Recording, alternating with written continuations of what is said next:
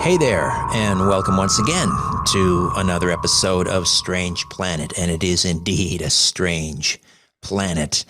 And if you'd like to get a little deeper into Strange Planet, you might want to consider becoming a premium subscriber. Just click on the link in the episode notes, strangeplanet.supportingcast.fm, strangeplanet.supportingcast.fm. You gain access to commercial-free listening. Say, I love my sponsors, but occasionally it's kind of nice just to listen to the content without the ads. You also gain bonus episodes and a free subscription to my monthly newsletter, Inner Sanctum, strangeplanet.supportingcast.fm. There are a couple of, there are three tiers, if you will, to choose from. Choose the one that's right for you, strangeplanet.supportingcast.fm. All right. We're going to get into sacred architecture, symbolism, geo and astromythology, global catastrophes, ice ages, asteroid and comet impacts, mass extinctions, well, as much as we can squeeze into 45 minutes with my next guest. And I can't believe that I haven't had this gentleman on the program before. He hails from rural Minnesota.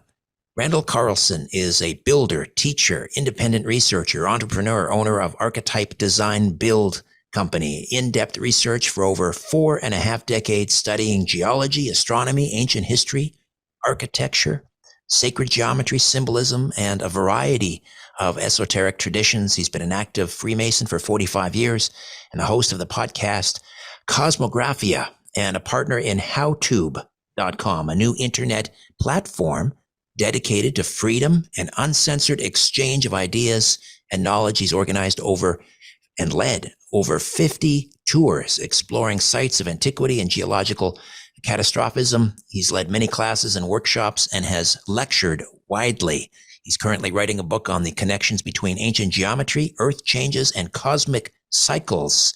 Randall Carlson, I could spend the entire show just talking about your resume and your biography. Welcome to Strange Planet. How are you? Well, thanks for having me, Richard. I'm doing very well, considering all of the things in the world today, and I'm doing quite well. Yeah, we have to stay positive. I guess it's somewhat in God's hands. We have to stay positive. That's a key. You just nailed it right there, Richard. You got to stay positive. So an interesting age we are in, but there have been or are four ages of the world that you talk about. What are those four ages? Well, there are different ways of depicting them. Depends on whether you're coming primarily from a mythological perspective or a scientific perspective. Now, the mythological perspective, we find that idea of four ages. Sometimes actually we're in the fifth world, depending on whose traditions you're looking at. Hopis were in the fifth world, Hopi Native Americans. The Greeks, of course, is where we kind of got our classical conception of four ages of the world. Starting from the Gold Age, the Silver Age, the Bronze Age, and the Iron Age, the Age of Iron that we're in now. And in that model, of course, we're in sort of this descending mode where each age gets a little bit more degenerate than the previous age. And I kind of think that it's kind of a two-way street, because in some ways we're degenerating because we're losing those connections with nature that our ancestors had. When you grow up close to nature, it sort of, I think, stimulates almost something on an instinctive level, on a much subtler level, that you're much more in touch with the natural forces of creation when you grow up close to nature. I'll just give you a very basic example. Many people today have no concept of the night sky, especially urban dwellers. Go back 100 years and back millennium, our ancestors were very familiar, very intimately familiar in some cases, with the night sky. Mm-hmm. And knowing that the night sky is basically a fixed backdrop, but occasionally and sometimes frequently things happen against that backdrop of what in the scientific terms we would call the fixed stars, because typical to a human lifetime, the stars don't change a lot. When you were a child looking up and saw the Big Dipper, it's pretty much what we're still seeing today. Yeah. Right. But against that fixed backdrop, here's how I think of it. The fixed stars are sort of like the stage But then there are things that happen on the stage that involve actions, involve props, and so on. And that's kind of where I think the idea of the ages of the world come in, because I do think that we can make a scientific case that there are cycles within the natural order of things that play out on multiple levels, on multiple scales, and that whether or not the mythical traditions accurately interpret those ideas in a scientific context, nonetheless, they have their roots in real world phenomena and the recognition by ancient peoples all over the world that there is a cyclical basis to global change. And I think science now, unbeknownst to a lot of the scientists who are actually engaged in the research that's verifying and validating ancient traditions, they don't even realize that that's what they're doing. Is that at all connected to the Gnostics or the Hermeticism that talked about as above, so below? Very much so, very much so. And we can begin to unpack that in a number of different ways. For one thing, we're learning from repeated examples, empirical data of ancient structures, ancient design principles, that the infrastructure of many, many ancient societies through the ages and around the world were designed to reflect the heavens above. You know, we've seen some of the things that most people are aware of to some extent, the correlation between the three pyramids of Orion's belt and the three stars of Orion's belt and the three pyramids, the Great Pyramid, Khufu's Pyramid, and Menkare's Pyramid on the Giza Plateau. Mm-hmm. But that's just one example. We can go to structures in Central America, South America, megalithic Europe, North America, where we find the same principle at work. We're finding the ancient peoples were obsessed with the movements of the heavens, the patterns of the heavens, and they attempted to extrapolate that to their own creations, so that when they began to construct their world, to design their world, lay out the infrastructures of their culture, they were attempting to reflect the patterns and movements of the heavens as much as possible. And this is an ongoing thing we find repetitively all over the world. So astromythology, what is that? And is that related to astrotheology? I've had guests on talking about how the Bible is really just an allegory. It's talking about the various constellations and so forth. Yes, I would think that they're almost synonymous terms. Astromythology would deal kind of specifically with myths that almost seem to explicitly refer to happenings in the heavens. I will cite as a premier example of that the myth of Phaeton and the fall of Phaeton to Earth. You know, Phaeton was the son of Helios, the sun god, but his mother kept that secret from him for various reasons, because of the intrigues and politics of the gods in the Greek pantheon that were constantly undergoing. So his identity as the son of Helios had been kept from him, and he was constantly being teased at school because all the other students and boys would get together and brag about how great their fathers were. But poor Phaeton had no idea who his father was, so he couldn't join in the bragging that was going on in the storytelling. And he went home and, he was depressed, complained to his mother. So his mother said, okay, I'm going to reveal a secret to you. Your father actually is the greatest of all. It's nobody less than the sun god himself. And at that point, Phaeton set out his life's mission was to go and to meet his father. Now, eventually, he was able to make his way to the gates of the sun. He encounters Helios. Helios knows that it's his son. Now, in the Greek pantheon, in the terms of the powers of the gods had all kinds of powers that mortal humans, didn't have. Right? They lived a long time. They could shapeshift. They could do all kinds of things that mortal humans couldn't do. However, one of the things that bound the gods was that if they made a promise, they were bound to it. They were committed to it. They couldn't go back on a promise from a god was indelible. It was non-negotiable, and it was non-retractable. So Phaeton, Helios is so overjoyed to see his son Phaeton that he says, I will grant you any boon. And Phaeton says, okay, I will know what I want. I want to drive the chariot of the sun. And Helios then responds by saying, well, wait a minute. I meant I'll grant you any boon you want, but not that one. Okay, not that one. All right.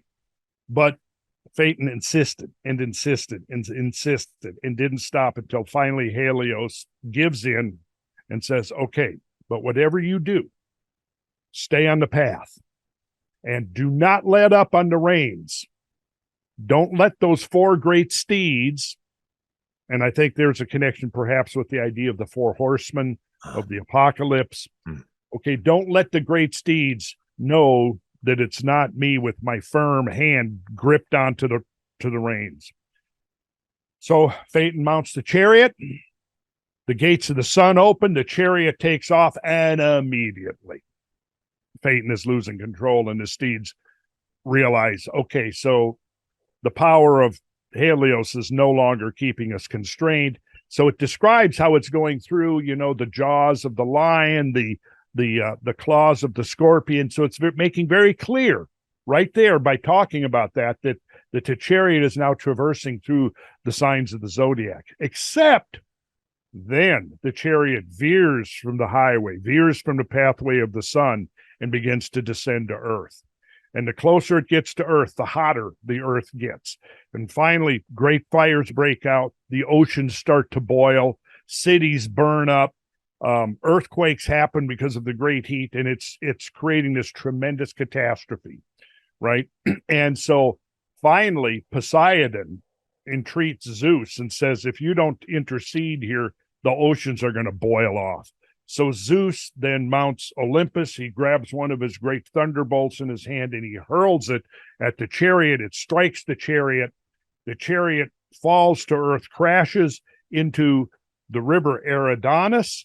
And it turns out that we'll come back to that in a second, the sisters of Phaeton, who are symbolized by the small star cluster, the Heliades.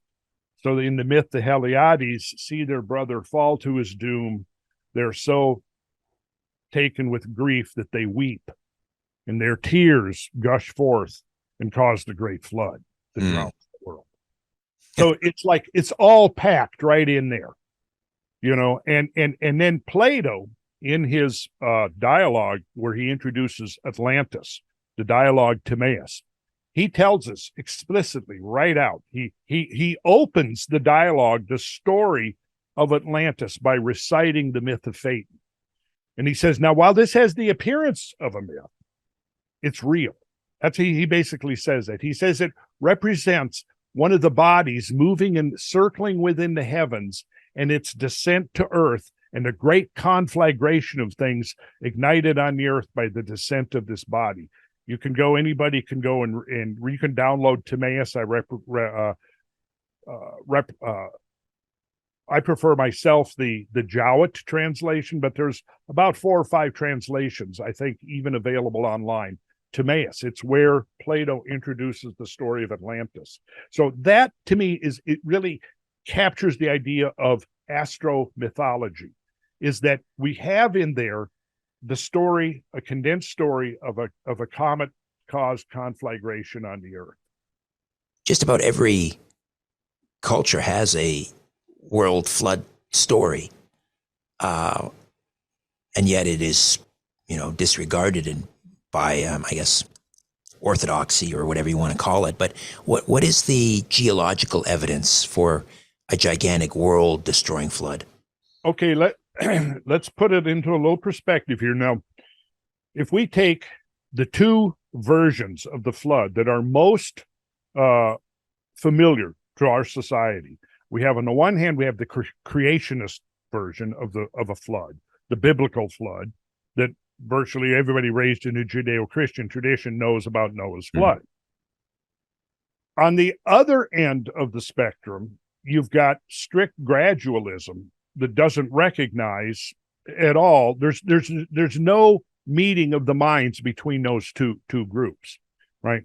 However, if you take the biblical account and realize that it's only one of dozens and dozens of accounts from all over the world that have been preserved in people's traditions, and then you start doing a comparative analysis of those flood stories, what you find is that there are a lot of the themes interwoven that are parallel each other, that are similar, and there are details that are distinct, which is a very interesting way of looking at it. Some of them, for example, will just have in the biblical account, it's just known as family. In the Chaldean account, it's Xisithris and more people, the workmen that helped build the ark, things like that. You find in Native American traditions from North America, you find many stories of how their ancestors survived a great flood that wiped everybody out. And they're sometimes saved by climbing to a mountaintop. They're sometimes saved by climbing a great called world tree. And sometimes they're saved by creating and surviving in what they call the Great Canoe. So that's what I'm getting. Okay, so now we have the biblical tradition that basically doesn't look at it through a scientific lens because they don't need to. It's all supernatural. Mm-hmm. We don't need a scientific explanation to explain how all the waters of the world could rise and drown uniformly the highest mountains on the planet, right? So that's kind of the oversimplified, sort of the biblical literalist model of the flood. However, what's happening now in the scientific realm is that there has been this gradual and now accelerating movement away from the strict gradualism that dominated thinking about Earth history for the better part of a century to a century and a half. There's now various fields of scientific inquiry from paleontology recognizing the reality of virtually instantaneous mass extinction events. Okay, you've got volcanology now recognizing that there have been volcanic eruptions that have so obscured the atmosphere that it has plunged the Earth into a volcanic winter. There's climatologists and glaciologists that are now understanding that there have been a cycle of great ice ages where the huge masses of ice have accumulated on the continental surfaces, causing a corresponding drawdown of the oceans by up to and more than sometimes 400 feet, which is very significant. Okay, so now if we look at the subject of paleohydrology, which looks at the movement of ancient waters on the Earth, paleohydrologists are now recognizing that extraordinary floods have happened in ancient times, floods that are way beyond in scope and magnitude anything we've experienced in modern times. So I'll give you an example. If we take the largest flood in North America during the last century, in fact, there have been two floods where you had the largest flow measured volume of water flow. Both of them were on the Mississippi River, one in 1927, one in 1993. For those of us that are older, we might remember the great floods of 1993. Okay, so normally I think the flow of the Mississippi River is between 100 and 200,000 cubic feet per second. During those peak floods, it was 4 and 5 times greater, over 1 million cubic feet per second. Okay, so that's a lot of water. You're standing there, you're looking at this great channel, the water's moving by, and if you were measuring how much water was moving by any point at any second, it would be over 1 million cubic feet per second. Well, there are flows now well documented in the geological record that have exceeded 3, 4, 500 million cubic feet per second. Now, how do you even envision something like that? Well, I don't know if we're going to have time to look at photos or maps or anything, but like that, but I can sort of describe it.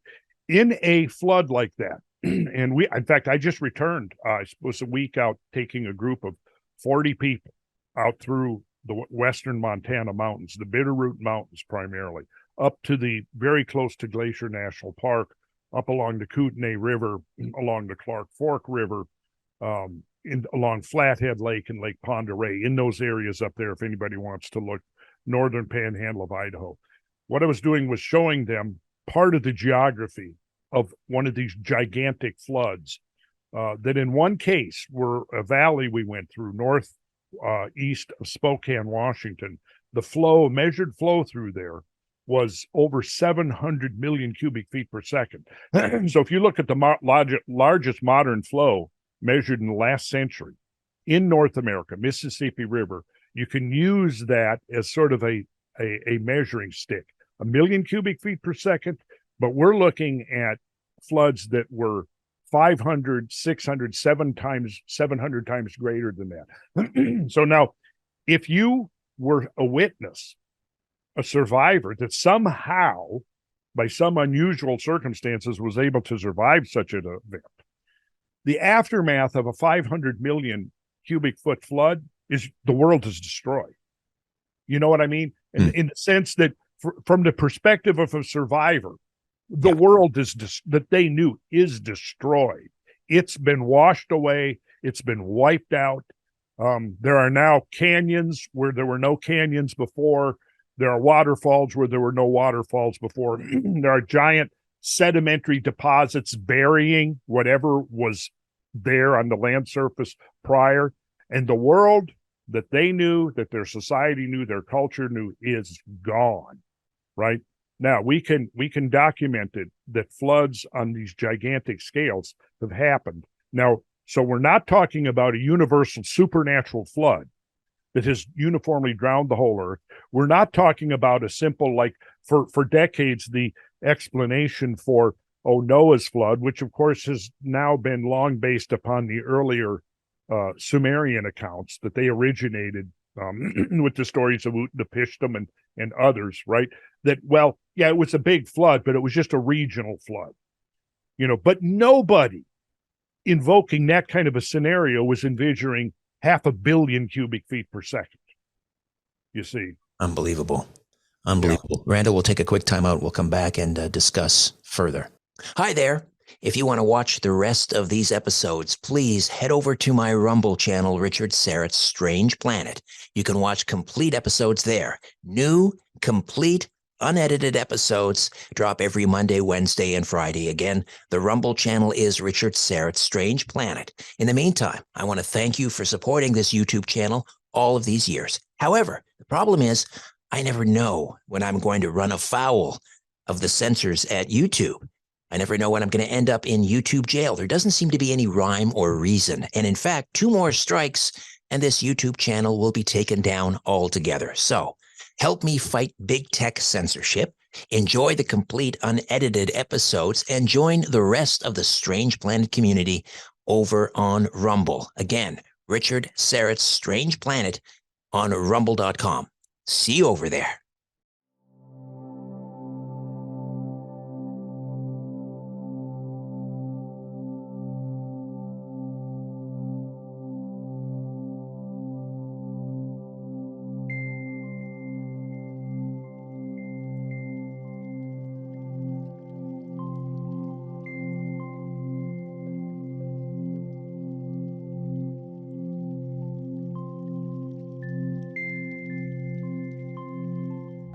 And we're back with Randall Carlson, builder, teacher, independent researcher, entrepreneur. And we should point out that he will be, what an amazing lineup, coming to Stairway to the Stars. That's November 10th, 11th, and 12th. And Randall, you will be speaking on the 11th. That's the Saturday, and the 12th on the Sunday. That's in Las Vegas at the Luxor Hotel. November 10th, 11th, 12th, and you can get more information at disclosurefest.org. I've put the link in the episode notes. Stairway to the Stars, disclosurefest.org. What are you going to be talking about specifically? Well, I guess since it's called Disclosure Fest, I'm going to have to disclose something that I haven't talked about before. I think one of the things I may be talking about is some of the ongoing research and testing right now of a new technology based upon plasma energies that I've been involved with for a couple of years. and quite excited by what's happening in that area in terms of what it could do to alter the energy environment or an energy landscape of Earth in the next decade. Fascinating. If it catches on and if it isn't suppressed. Mm. Because some of the stuff that we've been looking at and working with is new innovative approaches, but some of the basic principles have been at work and have been studied and experimented with by variety of inventors for going back to Nikola Tesla, at least. On a complete, a friend of mine in the business used to call this going off on a tangerine.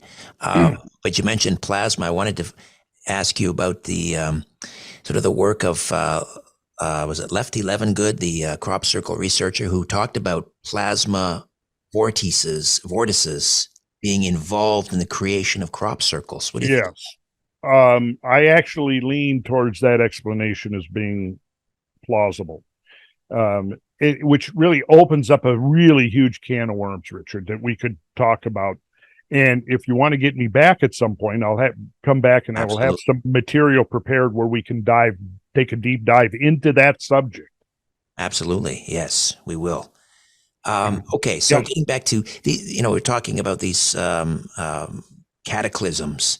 So is there when you look at either through the geological record and through whether we're talking about astromythology, is there a sort of a predictable cycle of these catastrophes and mass extinctions? Okay, so there are 5 great mass extinctions in the history of the Earth recognized by paleontologists. And the most famous of these, of course, would be the extinction of the dinosaurs 66 million years ago by an asteroid impact.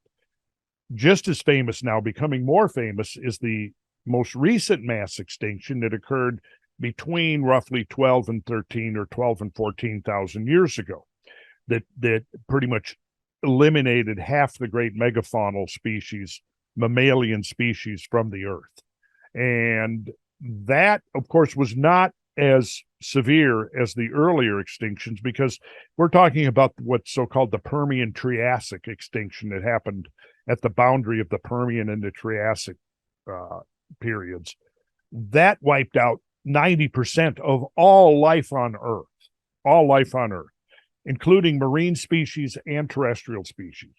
By comparison, the mass extinction that happened at the end of the so-called Pleistocene epoch, that was the transition from Pleistocene to Holocene that we're in now, involved half of megafaunal species. What that means is that a megafauna species is an animal that weighs about 100 pounds in body weight. An animal bigger than that is considered to be megafauna. Okay, so what happened is around 12 to 13,000 years ago, half of all the megafaunal species on Earth went extinct very quickly. Now, how quickly? Was it overnight? Was it a millennia or two? Still working out the details. But in any case, even if it's a millennia, it's still an instant in geological time. And so it's something other than Darwinian evolution going on, right? So we necessarily have to look for some kind of a catastrophe. Well, that was the question that sort of emerged in some of the researchers' minds, some of the workers and scientists' mind in the early 2000s, who, looking at this evidence for very rapid climate change, at the same time, it seemed that there was a major spike, a mortality spike, in which many of the great species of the Ice Age met their demise. We're talking about the woolly mammoths, the mastodons, saber-toothed cats, the giant cave bear, giant beavers, they were giants so they all disappeared. North America lost about 75% of its megafaunal species. South America was very close. Eurasia lost about 35%, and Africa only lost 10%. And that's the reason today that Africa has such a tremendous abundance of very large mammals. the Serengeti Plain. Okay, so that extinction was much smaller in scale than the Great Five, because it barely affected oceanic life at all. But it would certainly relate to habitat loss, because large species require habitat. A constriction of the habitat or a constriction of the resource base will lead directly to the loss of species. So the loss of species, we're talking about over 100 species here of large mammal. So the loss of those species is a direct measure of loss of habitat, right? And the scale of habitat loss can give us an indication of how profound or how extensive the catastrophic environmental and climate changes were. And they were catastrophic, no doubt at all. And in fact, the great floods that I was referring to earlier pretty much fall within that same window, where we can see these, and the floods, let's be clear, those floods are primarily, I think the myths of the floods come from two primary sources, actually three primary sources. You had an extremely rapid melting of the great ice sheets, the great ice complexes that covered half of North America, a huge section of Northwestern Europe, were much bigger in Greenland. They were much bigger, in the mountain ranges like the Andes and the Rockies and the Himalayas. And what you had is between about 14,500 and 11,500 years ago, in a 3,000-year window, you had these massive pulses of melting, in which huge volumes of meltwater were discharged into the ocean of the world. It was these melting events that were able to engrave the effects of 500 million cubic feet per second flows over the land. And they were accompanied by very rapid pulses of sea level rise. Now, what triggered these? Well, I think there were the evidence is consistent with there being at least three. One of them was identified called Meltwater Pulse 1A at about 14.5. Then you had the Younger Dryas, which is roughly 12,800 to 12,900 years ago. And then that was the beginning of the Younger Dryas. And then about 1,300 years later, you had the end of the Younger Dryas at 11,600. Now, that's a very interesting date, because that date of 11,600 years ago coincides exactly with Plato's date that he gives in Timaeus for the destruction of Atlantis and the subsidence of Atlantis during a great global catastrophe. And we know from Plato's account that it's global, because not only do the great seismic events cause the sinking of Atlantis, they destroy ancient Greece as well.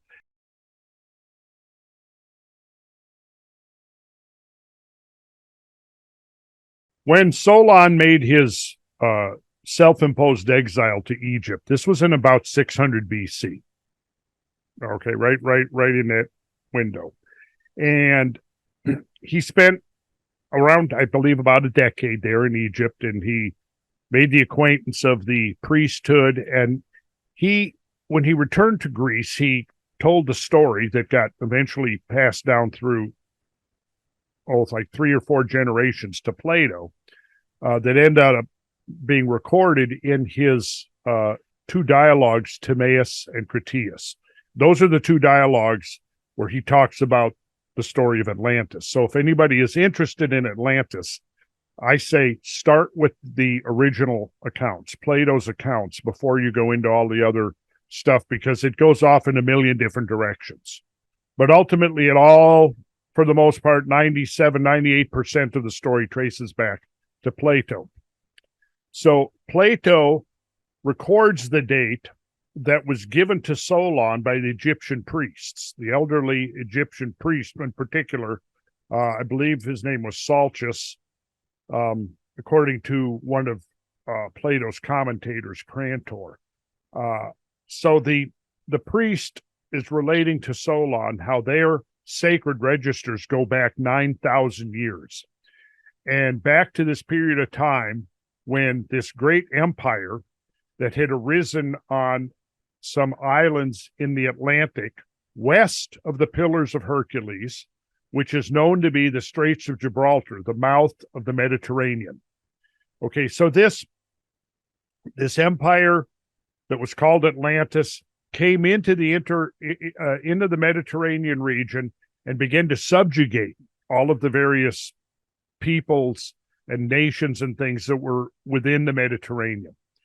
And then the priests described how the ancient Athenians, and there wouldn't have necessarily been Athens, because there probably was no Athens 9,000 years before Solon's time, but we can call them the proto-Athenians, the people that lived on the Greek peninsula. So they sort of began to organize the cultural groups, the peoples within the Mediterranean, and then they fought this great epic war.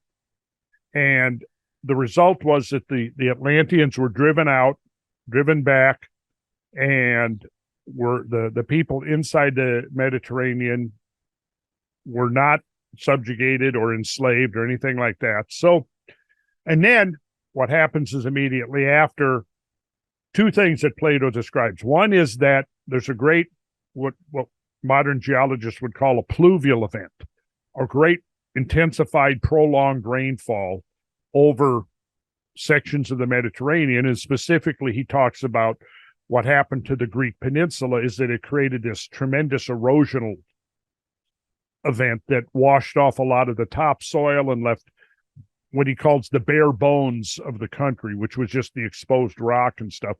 And that was the end of the Proto-Athenian Empire. At the same time, there was a great seismic shaking that caused the Atlantean Empire, the islands of Atlantis, to sink beneath the ocean. And that was the end of it. So according to them, the event occurred 9,000 years earlier. So if you just do the math, 2,600 years ago, Solon is being told the story. 11,000 plus 2,600 brings you to the 11,600 magic number.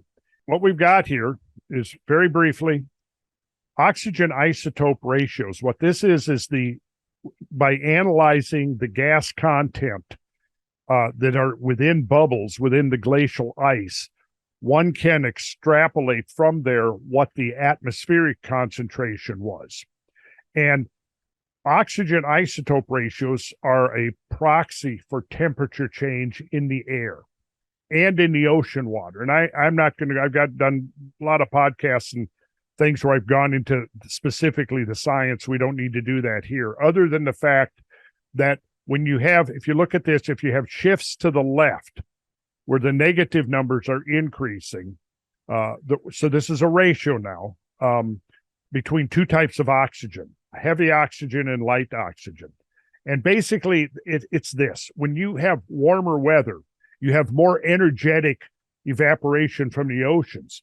That higher energetic evaporation is able to evaporate more of the heavy oxygen, which is the oxygen 18 rather than the oxygen 16. When the climate cools down, it's not as active and there's not as much energy, and the heavier oxygen is preferentially left behind. So that oxygen isotope ratio that's in the atmosphere, when it rains or snows, that ratio is in the moisture that comes out in the form of precipitation. So by analyzing that and correlating it with multiple other proxies, they're able to reconstruct temperature changes. Now, when we look at this graph, down the right side, you'll see 0 to 10. That's the time span in thousands of years. So this is the present at the top, at least at the time these core samples were taken in the 90s, and it's close enough that we can still consider that the present. 10,000 years ago is here at the bottom of the core. Over here, this is the surface, so it's 0, and then at 1,500 meters down, we're in 10,000-year-old ice. Now, when you look at this graph, you see that it's not a smooth line. It's back and forth, back and forth, back and forth. And you can see that here's a little spike in the warming direction. So there was a warming spike right here. And this warming spike would refer to a sudden shift in climate of about 2 degrees centigrade, which is about 3 degrees Fahrenheit. Right, right. And what you see here when you look at, like, if you look at this, you'll see here's a cold spike. This is a well-known cold spike where for maybe even a couple of decades, the climate of the planet went quite cold, like 3 to 4 degrees colder than now.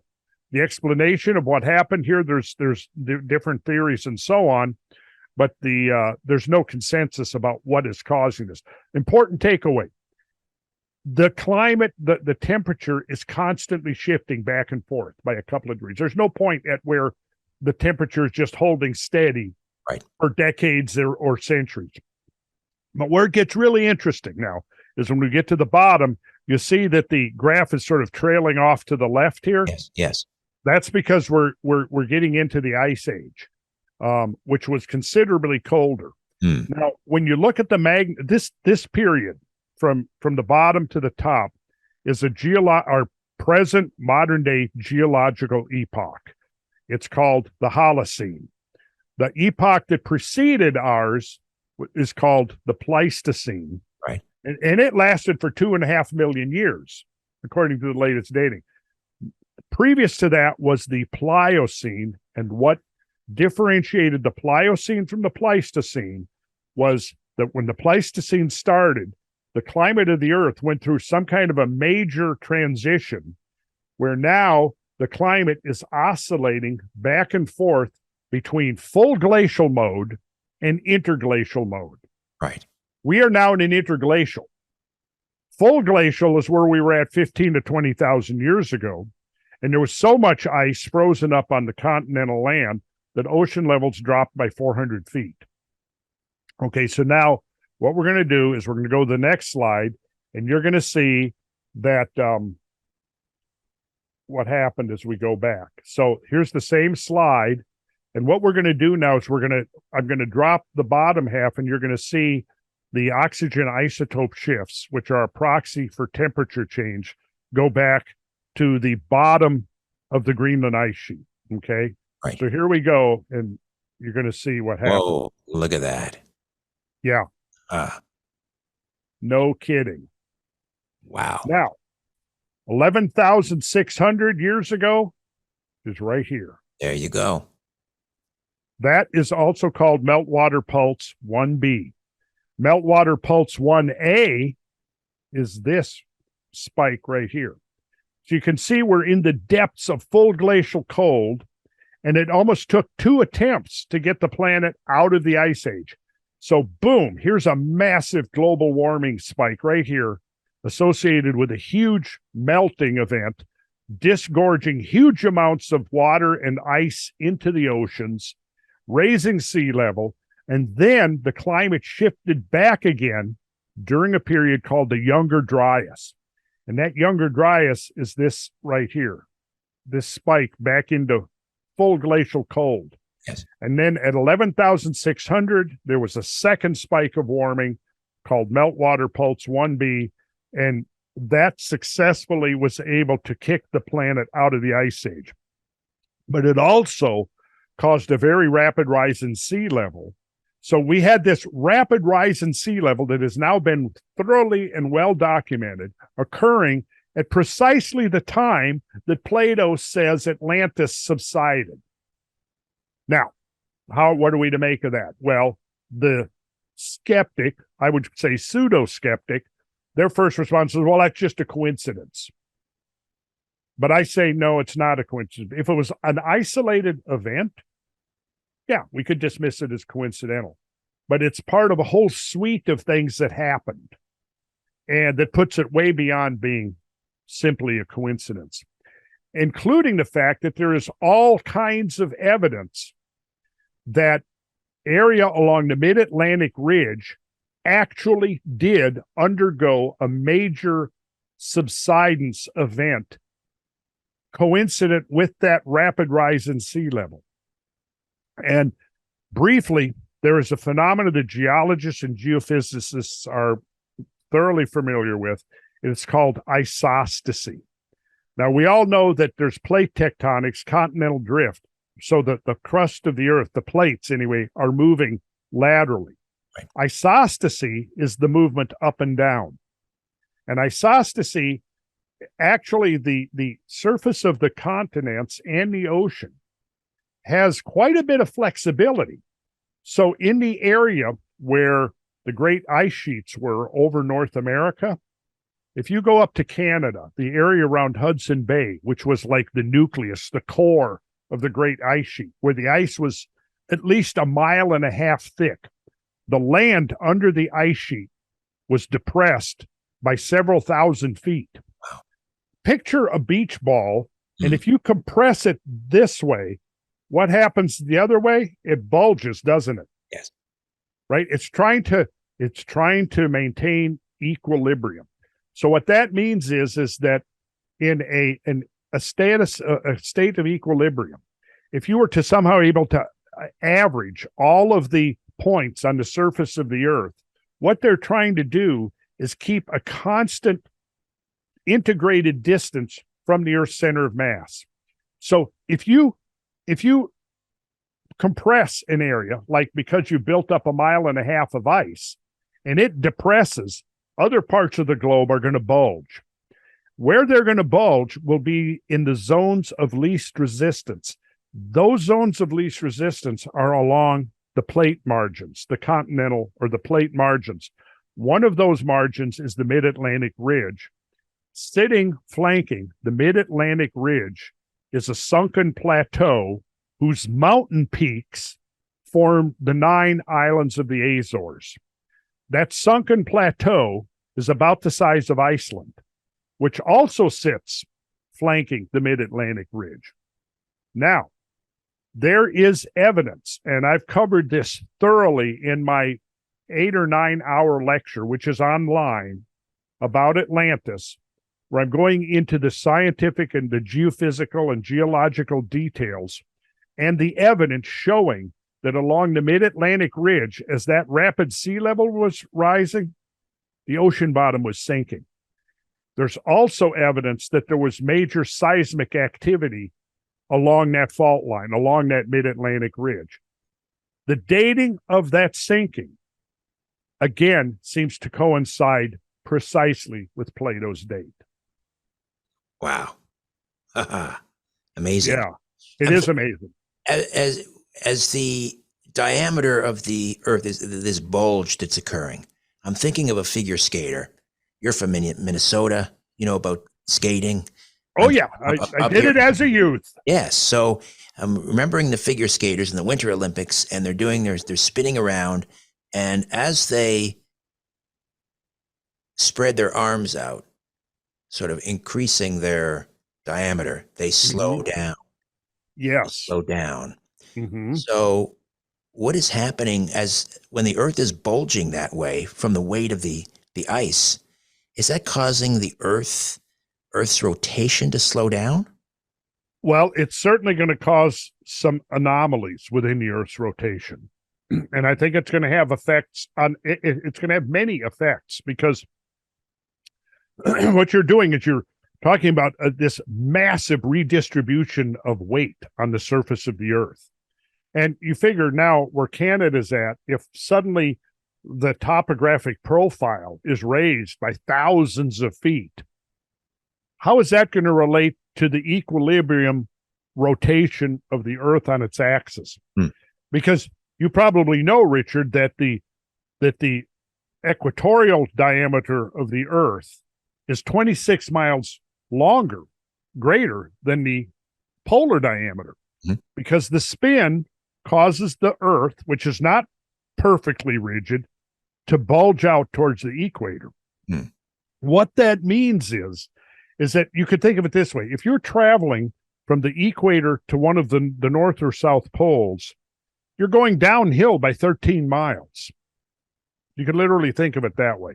You're 13 miles closer to the center of the Earth, at least the Earth's center of mass, at the poles than you are the equator.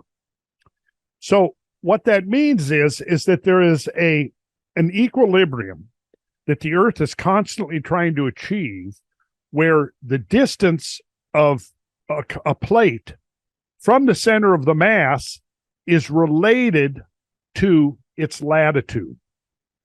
that make sense? Now, what happens if that isostatic movement of the crust in some places goes down thousands of feet and in other places goes up thousands of feet? Throws that equilibrium off. You got it. You nailed it, Richard. That's exactly right. It throws the equilibrium off. Now, how is the Earth going to reestablish that equilibrium? I think several things. One, you're going to see a tremendous seismic response, and you're going to see the tendency of the crustal material to want to move towards the region where it would be in equilibrium. And I think that brings us into the realm of, pole shift phenomena that a lot of people are talking about. Going back to the work of people like Charles Hapgood and so forth, it was believed that perhaps a pole shift triggered the catastrophes. I think it's the other way around. Right. I think it's and I think the catastrophes, Plato gives it to us right out of his dialogue. He tells us right from the beginning what he thinks it is. Let's see, I can pull up the quote right here. He says a number of things. Yes. Okay, let's see.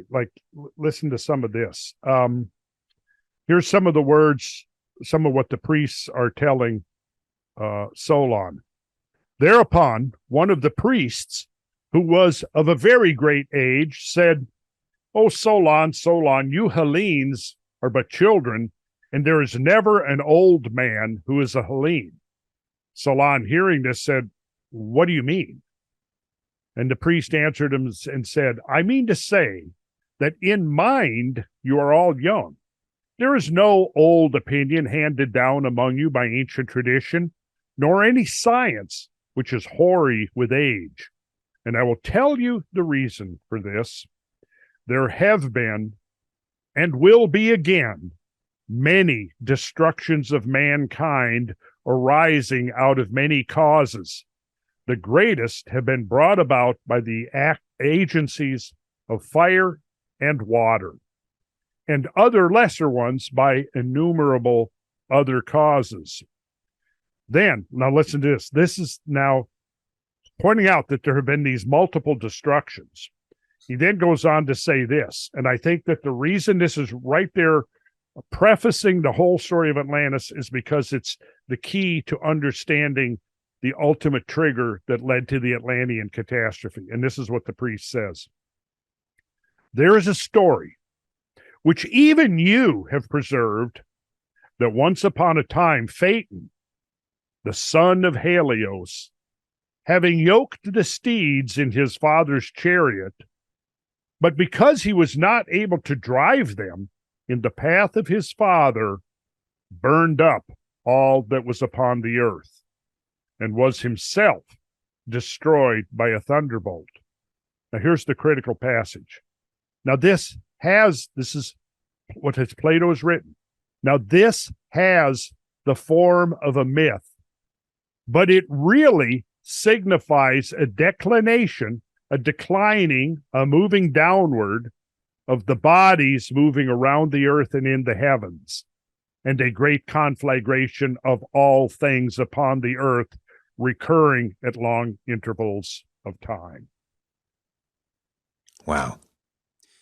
These cycles of catastrophe in the earth and human history, what does it tell us about the global and climate change that we're talking about in modern times? Well, you know what, Richard? I would like for you to invite me back on, where we can devote a session to discussing the very controversial issue of modern climate change, because it makes no sense segregated out of the long-term context of climate change. Just pull up the image of that graph that I showed you. Yes. Yes. And people are not, as a rule, are not aware of that. It's not being presented in mainstream media that there is overwhelming evidence for natural climate change that would utterly dwarf anything we've seen in the last century or two. Yes. But there's a lot to unpack there, and I'd be certainly willing to come back I would love talk to. about it. Yeah. I would love to. Let's do it. Thank you so much. Absolutely wild information. Thank you. Richard, thanks for having me, man. And we'll just say one last thing. Once we begin to see this kind of these phenomena in nature and know that a cycle of catastrophes is real, and that these catastrophes are now acknowledged by scientists across the spectrum to have dramatically affected life on Earth in terms of like causing mass extinctions of species and so on. Where we're at now is the recognition that we may be looking at a phenomenon that has caused the extinction of civilizations. And that, I think, is the takeaway. And we're seeing this convergence of modern scientific ways of knowing, not modern knowledge, converging with the ancient, archaic ways of knowing. And the two are like perfect complements of each other. Can't wait till our next conversation, Randall. I'll be looking forward to it, Richard. It's been a pleasure, and I've enjoyed meeting you, my friend. Likewise. Randall Carlson, randallcarlson.com. We've connected to that in our episode description. Check it out. Hi there. If you want to watch the rest of these episodes, please head over to my Rumble channel, Richard Syrett's Strange Planet. You can watch complete episodes there. New, complete, unedited episodes drop every Monday, Wednesday, and Friday. Again, the Rumble channel is Richard Syrett's Strange Planet. In the meantime, I want to thank you for supporting this YouTube channel all of these years. However, the problem is I never know when I'm going to run afoul of the censors at YouTube.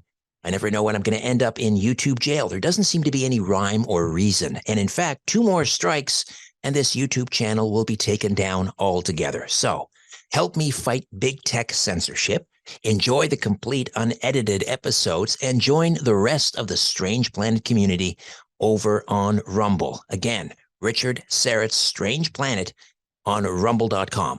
See you over there.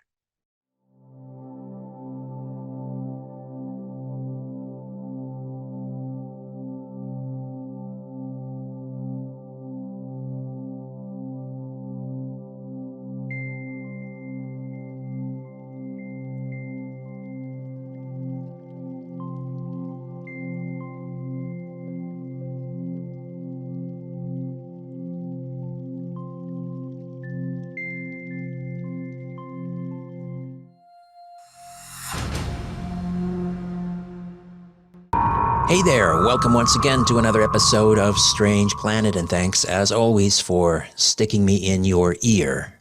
And if you'd like to get deeper into Strange Planet, it's real simple. Just click on the link in the episode notes, strangeplanet.supportingcast.fm, strangeplanet.supportingcast.fm.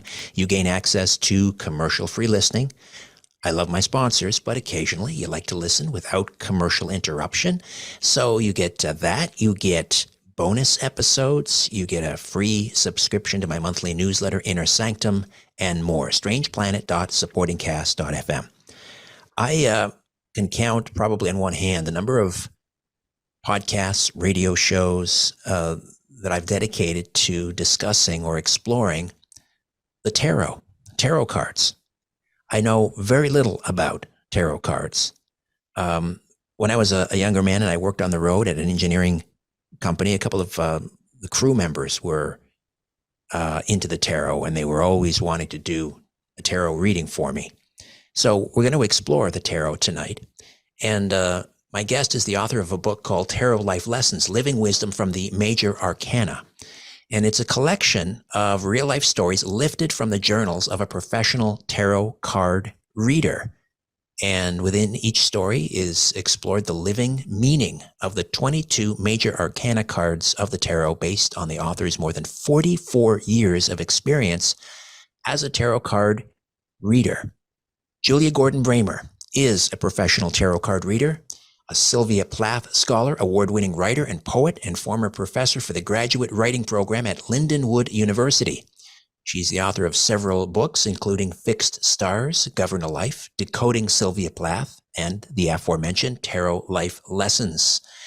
And she's listed as one of St. Louis's top 10 psychics by Psychic St. Louis and St. Louis's #1 fortune teller by CBS Radio. She's appeared on numerous local and regional television and radio shows, as well as appearances on Nickelodeon and MTV. In 2013, the Riverfront Times voted her St. Louis's best local poet, and she lives in St. Louis, Missouri, of course. Julia Gordon-Bramer, welcome to Strange Planet. How are you? Hi, what an introduction. Thank you. Well, it's all you. You did all of these things. Well, it sure is a cool delivery. Nice to hear it from someone else. So you're talking to as I mentioned, a novice when it comes to tarot cards. What are the essential things to know about tarot cards as a tool of information? Yeah. Well, so they're always lumped in with fortune telling, and I think that's very unfortunate. No play on words there, because fortune telling, of course, is saying what will happen, and tarot gives you a little more freedom. Tarot is about showing you where your energy's going and what will happen if you continue doing things the way you're doing it. So when I read tarot cards for someone, I'm really kind of tapping into your consciousness, your higher consciousness that you might not even be aware of. And I'm bringing it down. I'm showing you what you already know on this higher level and where your energy's going. And so really it's a heads up. You know, if you see something coming up that you don't like, a lot of times you can do something differently. So it's very much a tool. It has been used, I mean, really since the 14th century. But Carl Jung famously used tarot with his patients, you know, the famous psychologist. And it gets very much into our subconscious, our awarenesses that we're not really clear about, you know, just our general motivations. I always say the magic in tarot is really in how the right cards show up in the right place. I am just the channel for that. But yeah, it's a tool. I would say it's a consciousness tool more than anything. Well, how do the right cards show up at the right place for the right person? Yeah, well, that's sort of spirit, you know. So if I'm reading your cards, I would, if we were in person, I'd have you shuffle. If I were doing an online reading, you know, which I do plenty of those, and even by the phone, I would shuffle for you and I would put them down, depending on your question. So a lot of people. Well, some people say they don't know what their questions are. Some people say, just show me what you see. And that's fine. And so I might do a general reading and get a little past, present, and future on you. I really like to do that with my new clients because, you know, they don't know me from Adam. You don't know if you can trust what I say if I just start talking about future stuff, right? So it can be very helpful to kind of get into your core issues and where you've come from and what you're in right now, what you're going through. And that can give you a foundation to trust me for the future stuff. And I can explore things more deeply. So if I pull down a card, you know, put down a card for you, and it says that you're, you know, in maybe a crisis in love. That's a famous one. And you might say, well, tell me more about that. Or maybe I'll do a whole spread just on your love life. And maybe we'll even name a person and get into what that person is feeling about you. And it's all connection. So I can read your cards because we're connected just by being alive. I call that life force God. I don't tell people how to do God, what to call God. That's totally your business.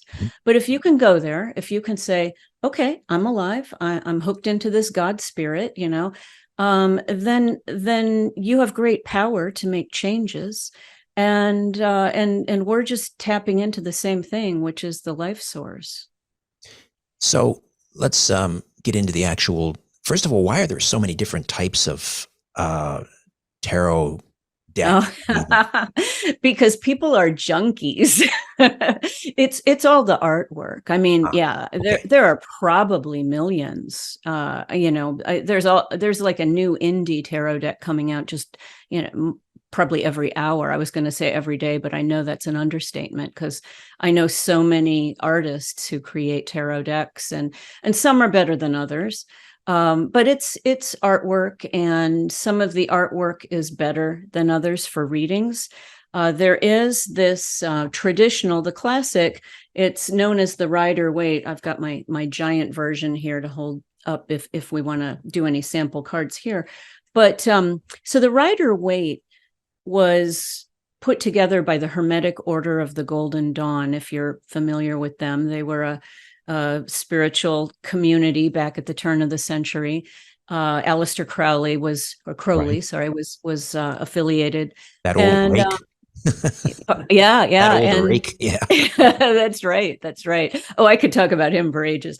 But so the Golden Dawn patterned the tarot. They took the old tarot from medieval Italy, which was used more as a game. Now, the lore is that there were secret codes in that tarot because it was the time of the Crusades. Mm-hmm. And so the world, the Catholic Church ran everything. The Catholic Church was the government. They were not necessarily comfortable with, some of these symbolic meanings and whatever. So things kind of had to go underground. That's the lore around the tarot.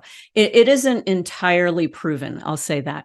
But we do know that the first tarot decks were in the 14th century and or 1400s. So I guess technically the 15th century, if I want to get exact. And so the Golden Dawn updated it, and they really did a fine job matching it to the Kabbalah. Arthur Waite and some of the others in their studies, they saw that this Kabbalistic system really is, if you've ever seen a picture of the Kabbalah tree of life, and this gets very tangential here, but the tree of life is like the blueprint that all of the paranormal sciences kind of rely on. So they all run in the same system, and it's this Kabbalah tree of life. So numerology, astrology, alchemy, mythology, even, they all fit this system so perfectly. And so Waite and the gang said, oh my gosh, tarot is part of this. And they redesigned it, and they took symbols, like every card. Here's the first card, which is the Fool. And the Fool is number 0, and the Fool is about nothingness. At the on the Kabbalah tree of life is the ether above the whole tree. The Fool is considered to be a card that's a bridge between this major arcana and the minor arcana that I'll explain in a minute. Right. But each card has a mythological character. The Fool is Dionysus. And there's a story built in, and there are certain symbols and certain colors and certain numbers, and everything has information for the reader to read for the client. So, if you pulled the Fool card, mm-hmm. I would know that you were in some sort of fresh new start, this new beginning, this clear mind, maybe traveling also, depending on your question, right. And we take cues from the pictures, from the numbers, from the mythology in it. And this is how we process it. So it's not an overnight thing to become a tarot card reader, although a lot of people rely on books, if they haven't learned that background. I want to get into how you started in a moment, but I just sticking with the cards here. And if you're listening, we'll sort of describe them, and otherwise, hopefully you're watching on the Rumble channel and you can see them. So when I think of tarot cards, I'm thinking of cups and wands and swords and kings and queens and pages and all of that. What do they mean? Okay, so the tarot is broken into two sections, I guess you could call it. We have the major arcana, which begins with that Fool, and it has some of the more popular cards. So, the Lover's card, the Hermit, the Death card, these cards that we see in the movies, they are in the major arcana. And the major arcana are those big milestones in life. So they are the occasions when there's a marriage, when there's a baby born, graduation, retirement, divorce, death can be part of the major arcana. All of those characters. We have the characters in the major arcana that every society has. We have we have the mother, we have the father, we have the lovers, we have the crone, we have the emperor, we have cards for government, we have cards for being elderly, we have cards for money with the Wheel of Fortune. So all of those are in the major arcana. So they're the ones that people seem most interested in.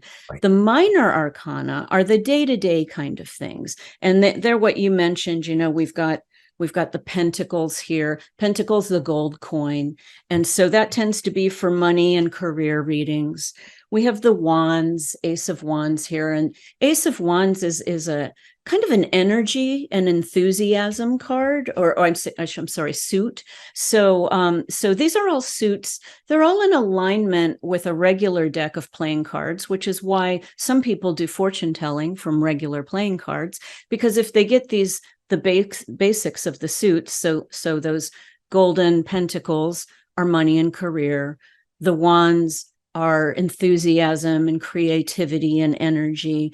Then we get into the cups, which are emotion and feeling, and we get into the swords, which are more action and decision.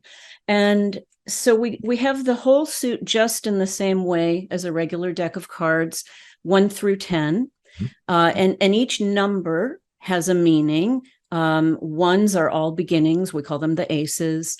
So Ace of Swords would be in alignment with the Ace of Spades, and Ace of Cups would be in alignment with the Ace of Hearts because of love and emotion. And it goes like this. Ace of Wands would be in alignment with clubs. So, and it is a club, in fact, the wand.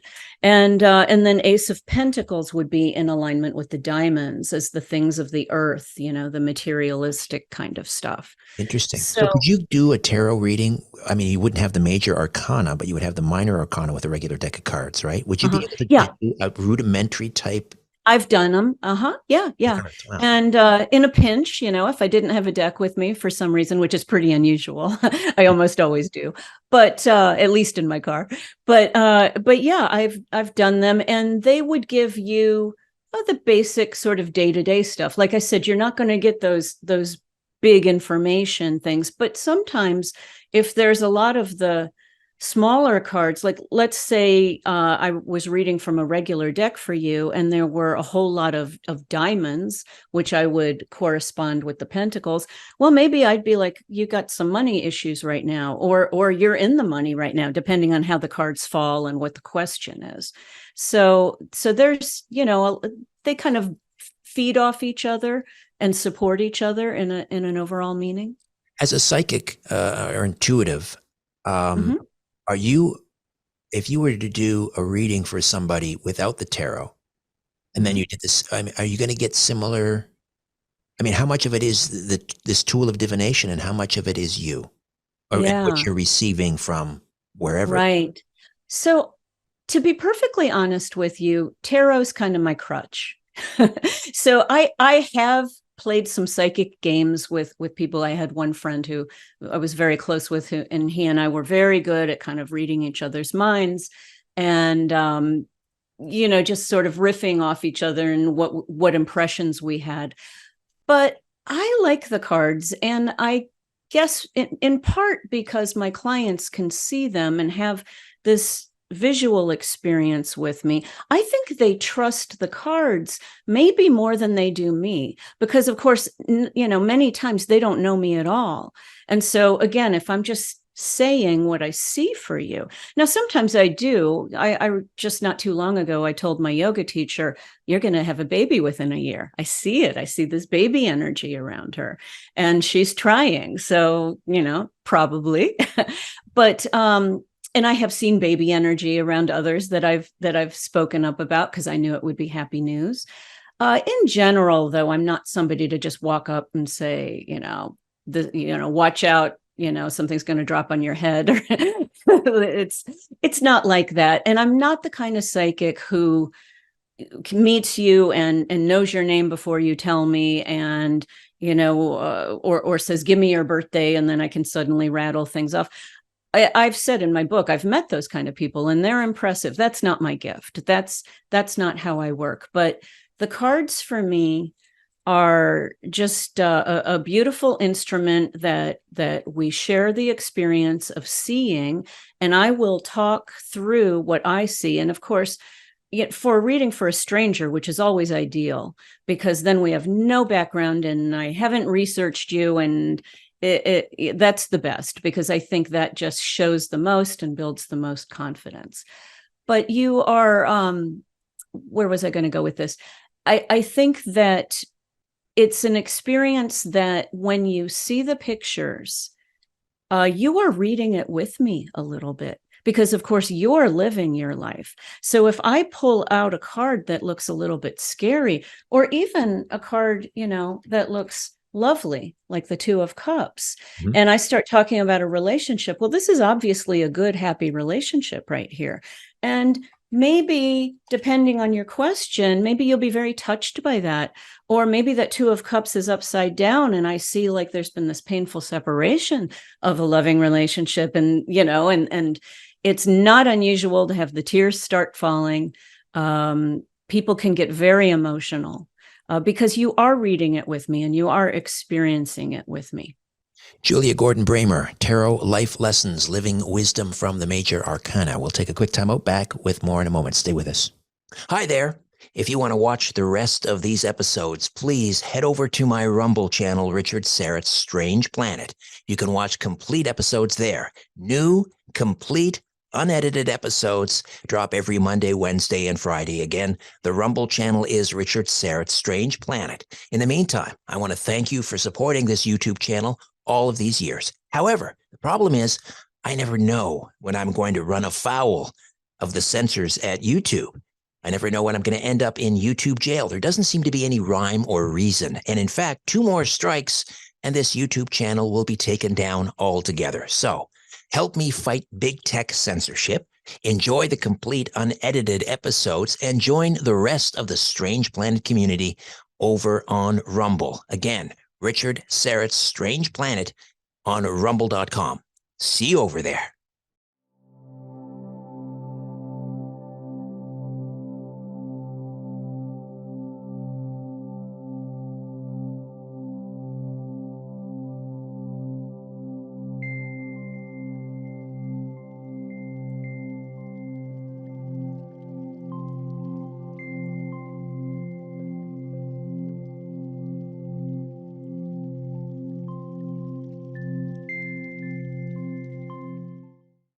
We're back with Julia Gordon-Bramer, professional tarot card reader, Sylvia Plath scholar, award-winning writer and poet, former professor for the graduate writing program at Lindenwood University. Does being a writer make for a better tarot card reader? That's an interesting question. I would say no in general. However, I'm also a scholar of Sylvia Plath. And Sylvia Plath had her own tarot cards. And when I was in graduate school, I had to come up with this project, kind of a semester end project.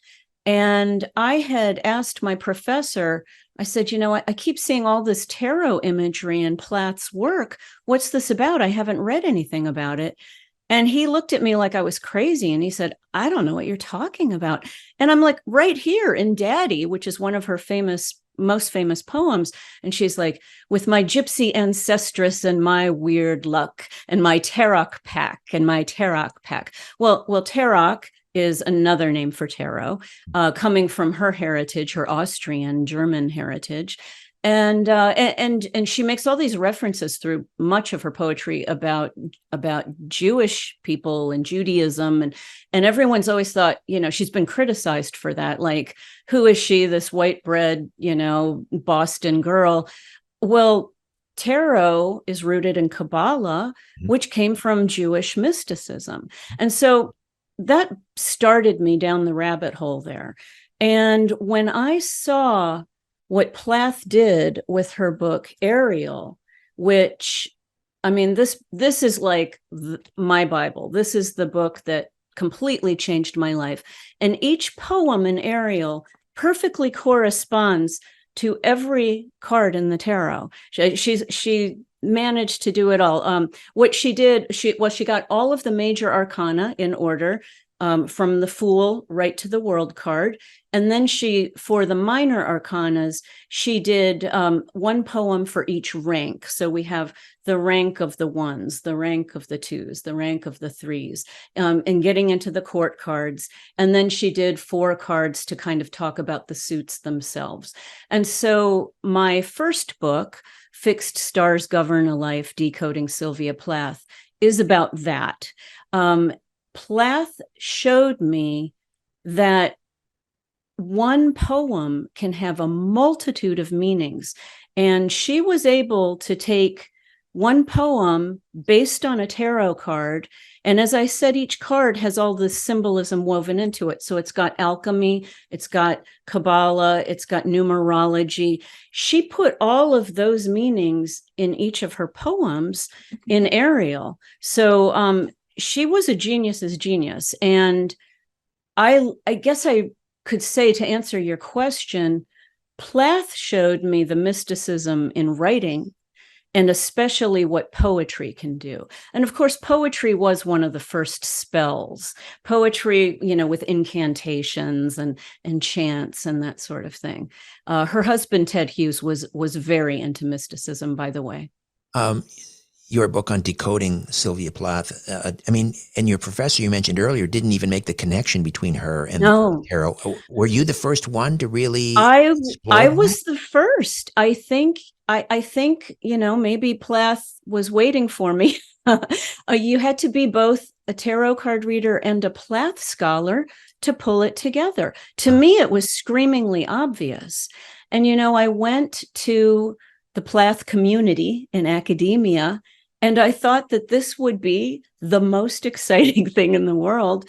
And oh boy, they did not want to hear it, because, it challenges careers, and it's weird.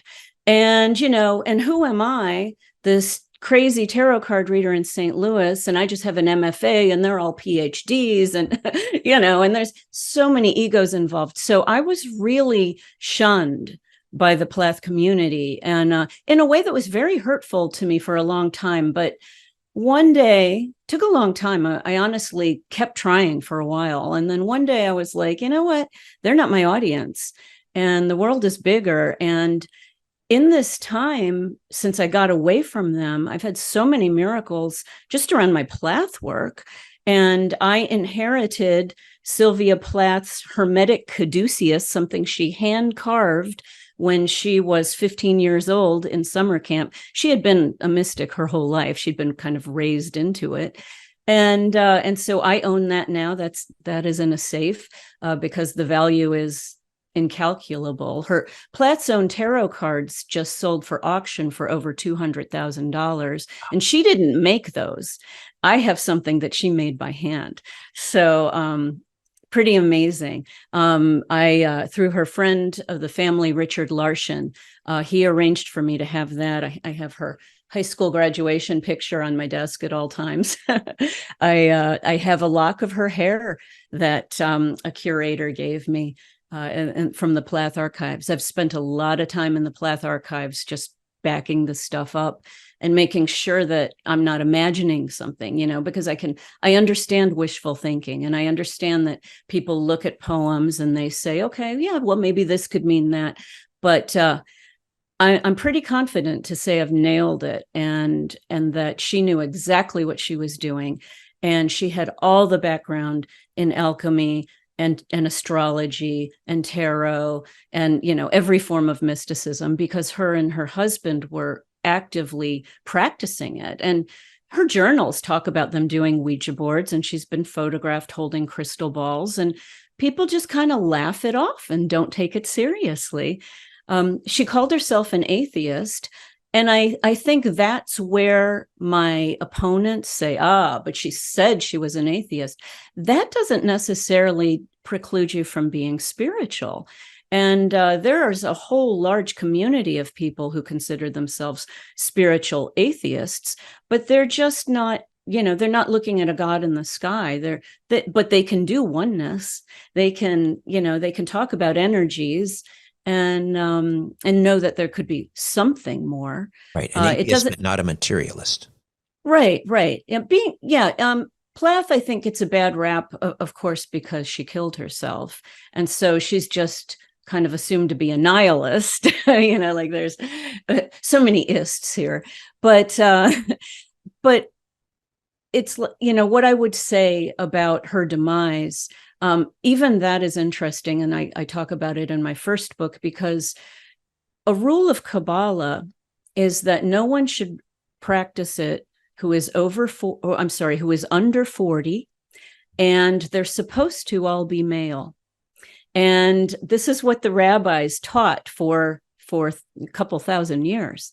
And so Plath and Hughes, her husband, Ted Hughes, broke those rules. They were both under 40, and she, of course, was female. Now, the punishment is supposed to be madness.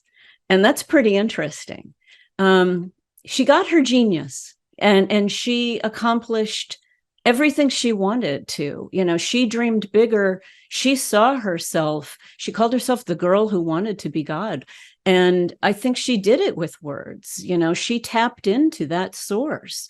And so it's my mission to show the world that she was so much more than just a writer. Then, she was a genius's genius. And there's also so much beauty and information for us in what words can do. And I go back to the Bible, and, in the beginning was the Word, and the Word was with God, and the Word was God. That's straight out of the Bible. So to me, like, that's God. And I'm delighted to be a channel for this. Certainly nowhere near Plath's genius, but I was blessed enough to be the one to recognize it. Julia, we'll take another time out, come back, and we'll get to how you became a professional tarot card reader, and then we'll get into tarot life lessons. Back with more of our conversation right here on Strange Planet. Hi there. If you want to watch the rest of these episodes, please head over to my Rumble channel, Richard Syrett's Strange Planet. You can watch complete episodes there. New, complete, unedited episodes drop every Monday, Wednesday, and Friday. Again, the Rumble channel is Richard Syrett's Strange Planet. In the meantime, I want to thank you for supporting this YouTube channel all of these years. However, the problem is I never know when I'm going to run afoul of the censors at YouTube. I never know when I'm going to end up in YouTube jail. There doesn't seem to be any rhyme or reason. And in fact, 2 more strikes and this YouTube channel will be taken down altogether. So help me fight big tech censorship, enjoy the complete unedited episodes, and join the rest of the Strange Planet community over on Rumble. Again, Richard Syrett's Strange Planet on rumble.com. See you over there.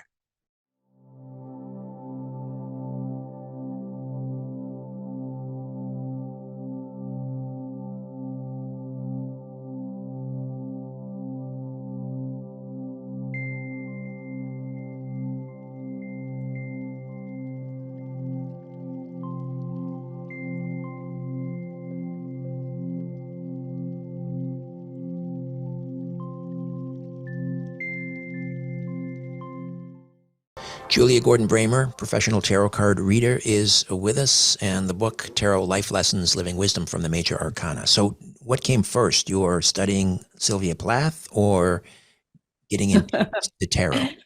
Oh, my goodness. I would say tarot came first. Tarot, I picked up my first tarot deck when I was 16, and I tell the story in the book, which I have here, is I kind of wandered into a magic shop on a hot summer day in the 1970s. And I explained magic shops back then weren't what we see today. Today we have all this sort of spirituality kind of stuff. And everybody knows there's a new age place down the street or where you can buy tarot cards or you can buy crystals. And that didn't exist back in the 1970s, at least not on any kind of common, ubiquitous way. So I wandered into this shop looking at gag gifts and rabbits and hats and silk scarves, the unending trails. And that is where I saw the tarot deck. And And I describe it that this very hip girl behind the counter, who was probably about 5 or 6 years older than me, but to me, she just seemed so wise and cool. And she said, "Do you want to see real magic?" And she brought them out of the glass case and she spread them in front of me. And it was like I was sold in a minute. And I just plonked down all my babysitting money. And that was the beginning. And for the longest time, I've been autodidactic. I've been self-taught for most of my life here with tarot. Every tarot deck comes with what we call a LWB, a little white booklet. And it's just the most minimal descriptions of the cards and their meanings. And so before I learned about, all that deeper Kabbalistic stuff and the alchemy and all of that, I was just looking up my little white booklets and memorizing that. So getting just the very, very basics. And I hold that if you're learning tarot, if you're wanting to learn it, I think starting with a little white book is so much better than getting these volumes of explanatory books, because the little white book will make you trust your intuition more. It makes you work a little harder. You're not just reading something, Right. And I just find it, I think it developed me in a way I had never planned. And I was everybody's favorite party guest. Everyone I'll said bet. it was good. Mhm. So I've been doing it since I was 16.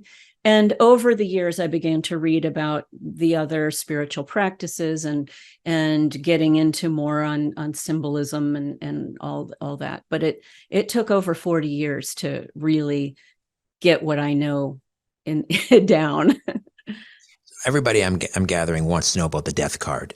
So let me ask you, does the death card ever mean death? I mean, I'm told, well, it means Sometimes, a new beginning, or it means the end of yeah, something else. Does it ever mean yeah. someone's going to die? Sometimes I'll pull it out here and we can talk about the symbolism.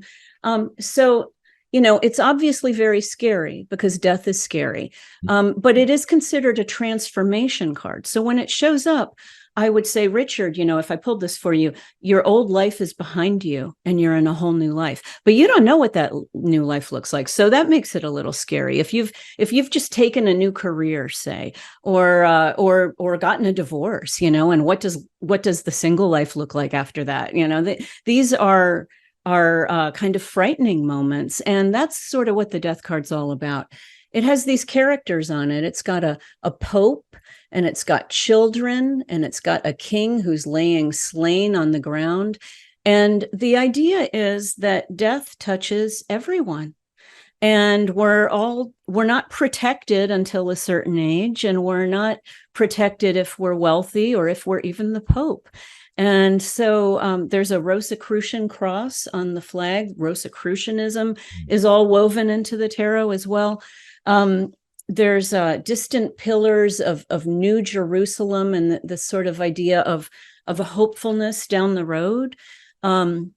So it's, all of the cards are complex, and they all have a lot of stuff within the pictures. But no, to answer your question, I mean, it's rarely death. Now, I do have a story in Tarot Life Lessons on the death card chapter of going into a nursing home. And for those people that I was reading, death card was death, and they knew it. And it was right around the corner, and some took it better than others.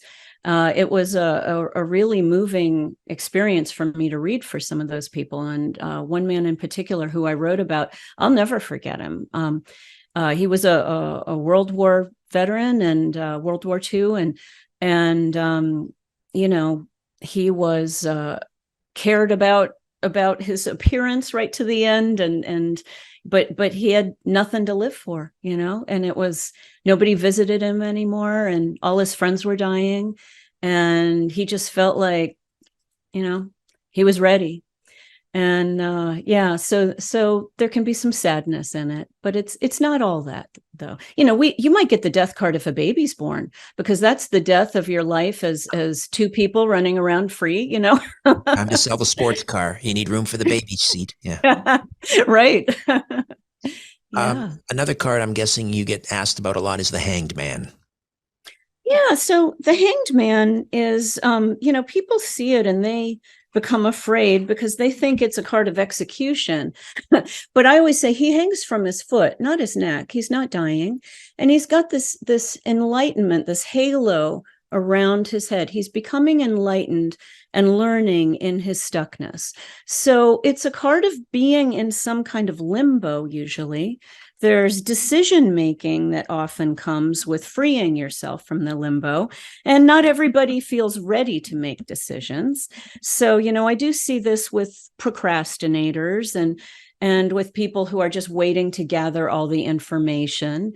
We have lots of situations where the Hanged Man, it is not a bad card, but it's waiting, watching. There is a feeling of suspense because of course, he's hanging in suspension. There can be a feeling of martyrdom with it.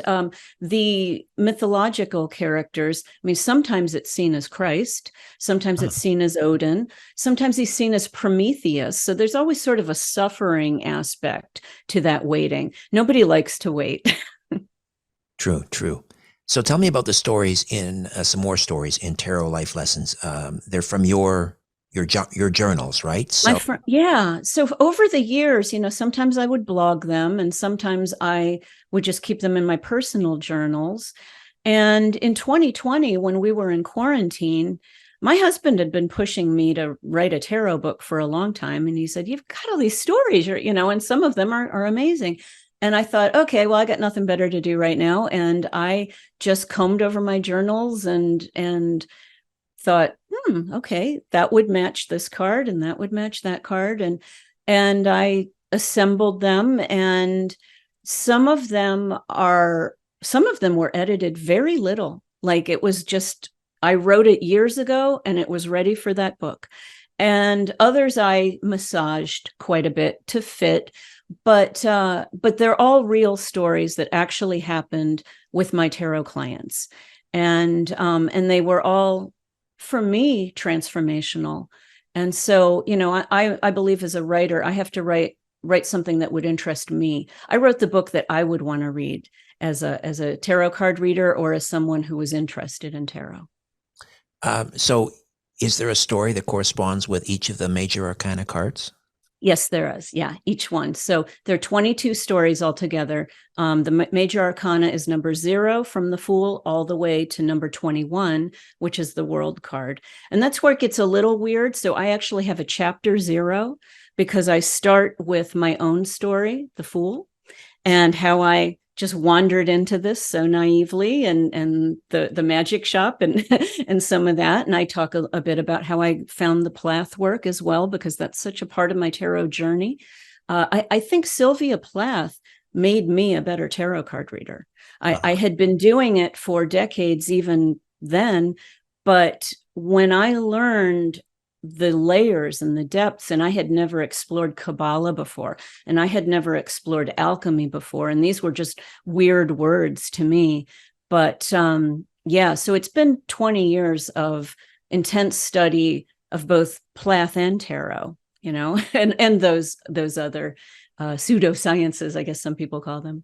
So tell me about another of the major arcana, the Devil, and maybe a story in your book about the Devil. Yeah. So the Devil card, people are afraid of them. He looks very evil, of course. But he is a card of the material world.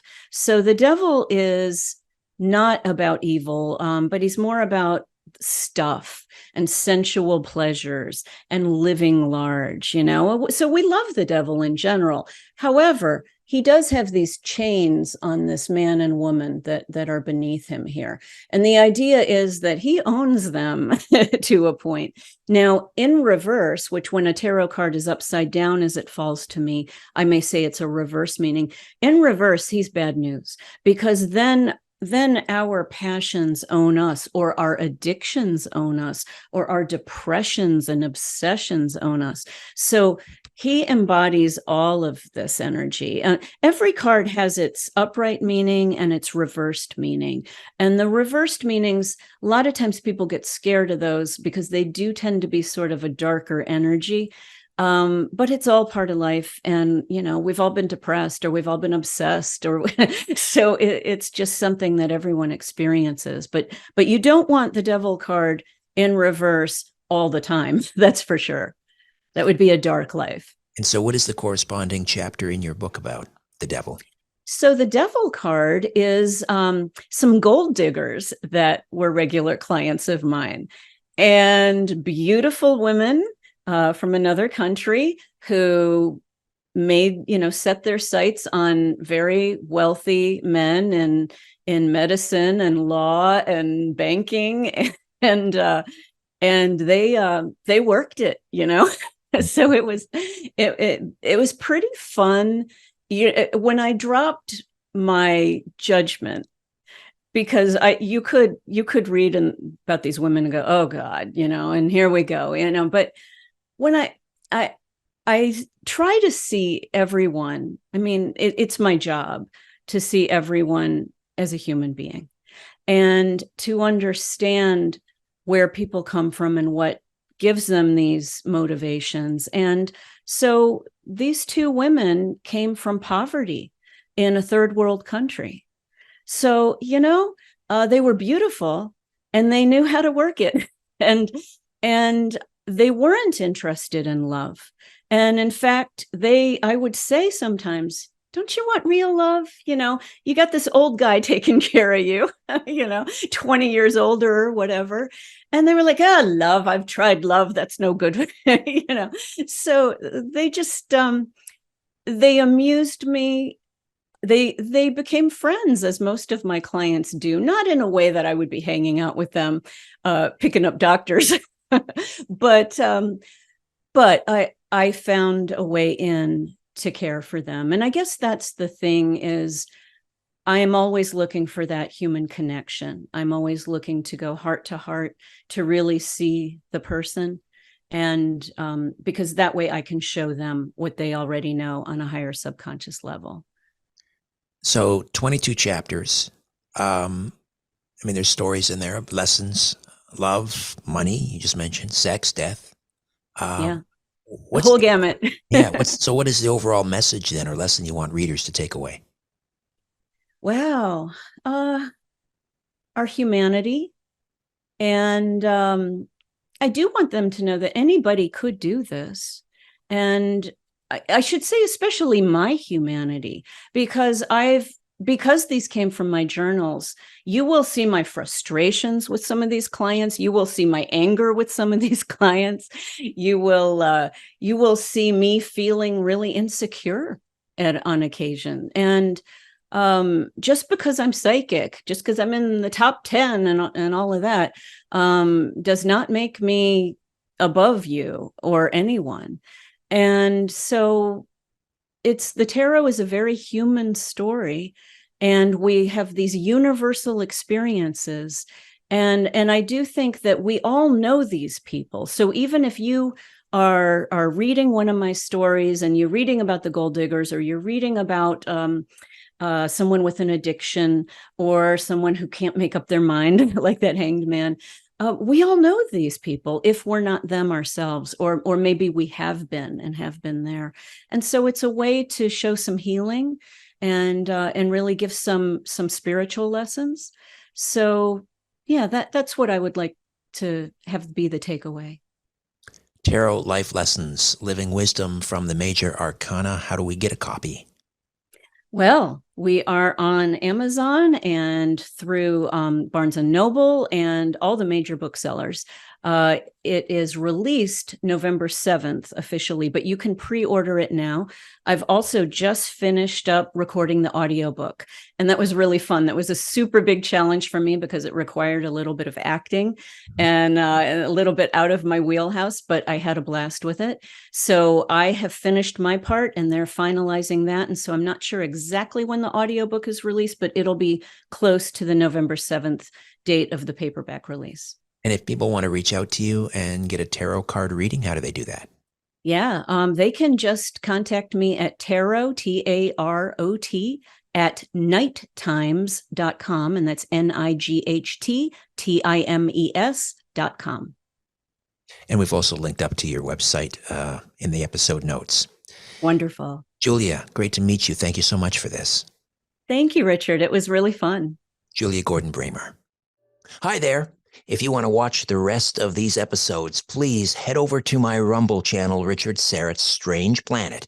You can watch complete episodes there. New, complete, unedited episodes drop every Monday, Wednesday, and Friday. Again, the Rumble channel is Richard Syrett's Strange Planet. In the meantime, I want to thank you for supporting this YouTube channel all of these years. However, the problem is I never know when I'm going to run afoul of the censors at YouTube. I never know when I'm going to end up in YouTube jail. There doesn't seem to be any rhyme or reason. And in fact, 2 more strikes and this YouTube channel will be taken down altogether. So help me fight big tech censorship, enjoy the complete unedited episodes, and join the rest of the Strange Planet community over on Rumble. Again, Richard Syrett's Strange Planet on rumble.com. See you over there.